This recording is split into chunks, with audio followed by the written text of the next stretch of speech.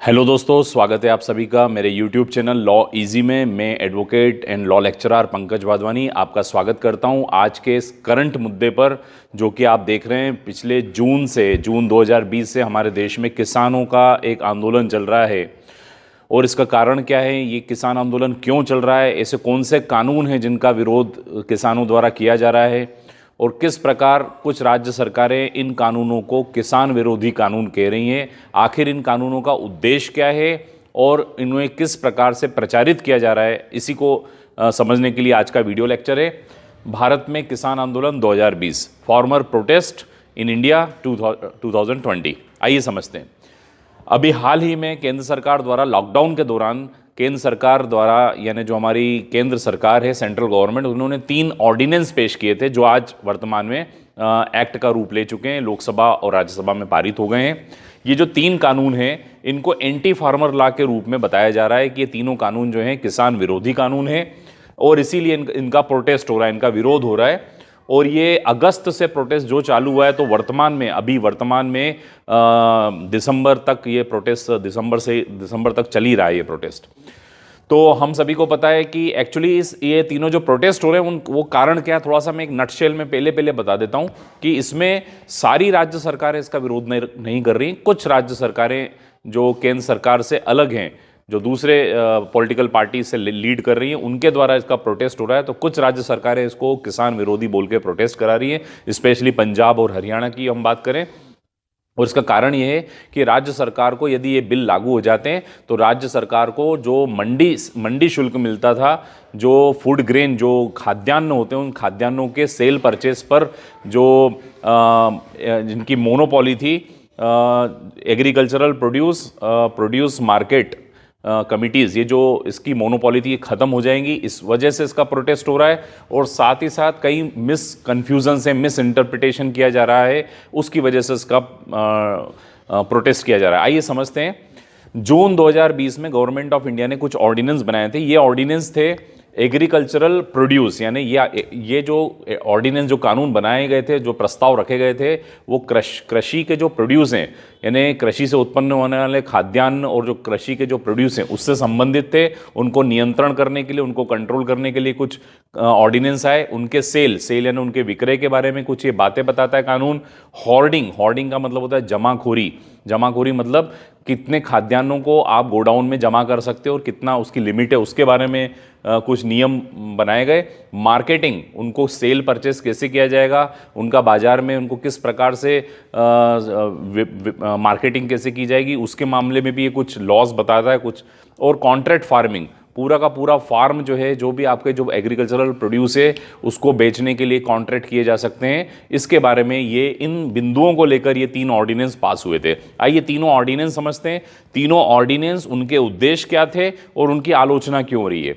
इस कानून का उद्देश्य क्या था और आलोचना क्यों, इनको हम समझते हैं और आखिरी में कंक्लूड करेंगे। सबसे पहला जो ऑर्डिनेंस आया, जो आज एक्ट बन चुका है, उसका नाम है farmers produce trade and commerce. नाम से स्पष्ट हो रहा है, फार्मर यानी किसानों द्वारा जो उत्पन्न होने वाले प्रोड्यूस हैं, यानी खाद्यान्न, उनका ट्रेड कॉमर्स मतलब व्यापार। प्रमोशन एंड फैसिलिटेशन एक्ट, इस पूरे एक्ट का नाम है farmers produce trade and commerce, promotion and facilitation, उसको प्रमोट करना और फैसिलिटेट यानी सुविधा देना अधिनियम। ये नाम से स्पष्ट हो रहा है। इस कानून का जो उद्देश्य है वो ये है कि अभी क्या होता है, वर्तमान स्थिति ये होती है कि जितने भी किसान होते हैं, वो जो भी अपना एग्रीकल्चरल प्रोड्यूस हैं, वो प्रोड्यूस लेकर कहाँ जाते हैं, इसको कहते हैं एग्रीकल्चरल प्रोड्यूस मार्केटिंग कमिटीज़, जिसको मंडी बोलते हैं। और यहाँ पे मंडी पे जाकर वो विक्रय करते हैं। और यहाँ पर बहुत सारे ब्रोकर होते हैं, आड़तीये होते हैं, मिडिल मैन होते हैं। और ये मिडिल मैन मिलके किसानों का जो प्रोड्यूस है वो कंपनीज हैं, ट्रेडर्स तक वो पहुंचाते हैं। तो मंडीज में पूरा सेल परचेस होता है। लेकिन ये कानून क्या कहता है, यह कानून जो अभी वर्तमान आ रहा है, ये कहता है कि अब किसान जो हैं इंटर स्टेट, यानी राज्य के बाहर भी, जरूर नहीं कि मंडी में दें, अभी वर्तमान में मोनोपोली मंडी की है, लेकिन ये कानून कहता है कि किसान चाहें तो इंटर स्टेट किसी और को भी, राज्य के बाहर जाकर भी अपने प्रोड्यूस को सेल कर सकते हैं। मार्केटिंग, अगर उनको अच्छी प्राइस मिल रही तो बाहर भी सेल कर सकते हैं। और ये जो मोनोपोली दे रही है, इससे सीधी सीधी बात है कि मंडी शुल्क नहीं मिलने वाला, राज्य सरकारों की जो रेवेन्यू है वो नहीं मिलेगा। तो इट रिमूव बैरियर्स। तो ये बैरियर्स जो ये वाला बैरियर था जो राज्य सरकारों द्वारा लगाया गया, ये बैरियर को दूर करता है कानून। बैरियर मतलब बाधा को दूर करता है।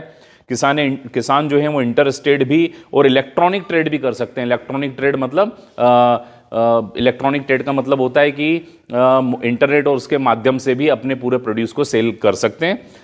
और जो स्टेट गवर्नमेंट को जो मार्केट फीस मिलती थी, सेस मिलते थे, वो सब इससे खत्म हो जाएंगे। तो ये इसका उद्देश्य है ना किसानों के लिए मार्केट की सीमा को और बढ़ा देना। तो अल्टीमेटली इससे किसानों को लाभ ही होना है। किंतु इसके क्रिटिक्स जो है, इसकी आलोचना ये कहते हैं कि जो मिनिमम किसानों को जो न्यूनतम मूल्य है, मिनिमम जो प्राइस है वो नहीं मिल पाएगी। ऐसा कहकर किसानों को भड़काया जा रहा है कि आपको मिनिमम न्यूनतम प्राइस नहीं मिल पाएगी और बिग कंपनियां धीरे धीरे आपको कवर कर लेंगी। बिग कंपनियां जो है वो आपसे सारा प्रोड्यूस खरीद लेंगी। तो इस प्रकार से किसानों का आंदोलन चल रहा है। दूसरा जो कानून है वो farmers empowerment and production agreement on price assurance in farm service act 2020 का है। ये कानून नाम से स्पष्ट है, फार्मर्स किसानों को एम्पावर करना, सशक्तिकरण करना, उनकी सुरक्षा प्रोटेक्शन करना। Agreement on the price assurance, price assurance जो भी जिस मूल्य पर खाद्यान्न को बेचा जा रहा है उस पर एश्योरेंस देने से संबंधित ये एक्ट है।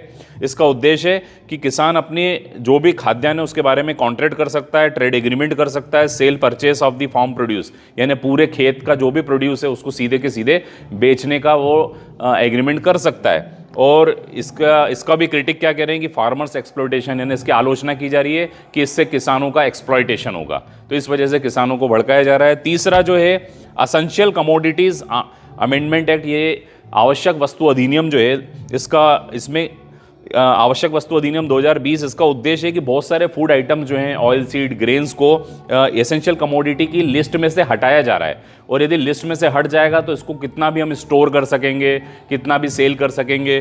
तो इसके क्रिटिक जो आलोचक ये कह रहे हैं कि इससे होर्डिंग बढ़ेगी। होर्डिंग का मतलब होता है इससे जमाखोरी बढ़ेगी। तो इस प्रकार इन 3 कारणों, ये 3 कानून हैं, इन 3 कानून के ये उद्देश्य हैं और इन कारणों से इसको कुछ सेंट्रल गवर्नमेंट कह रही है कि किसान हितैषी कानून है, किसानों के फेवर में है, लेकिन राज्य सरकार बोल रही है किसान विरोधी कानून है।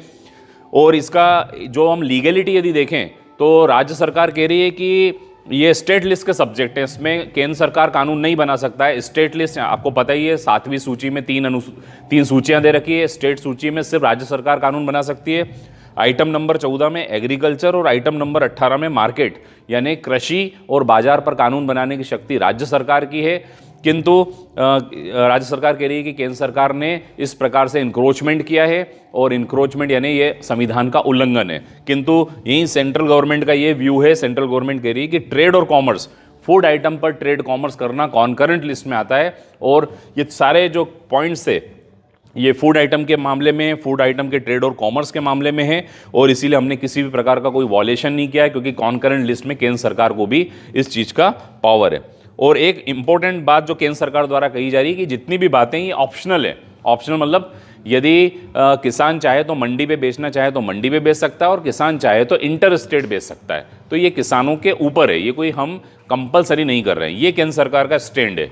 तो ये था मित्रों, भारत में किसान आंदोलन क्यों हो रहा है, इसके क्या कारण हैं और इसके कानून के उद्देश्य क्या हैं और किस प्रकार की आलोचना बताई जा रही है। I hope you enjoyed this video. Kindly subscribe my channel Law Easy.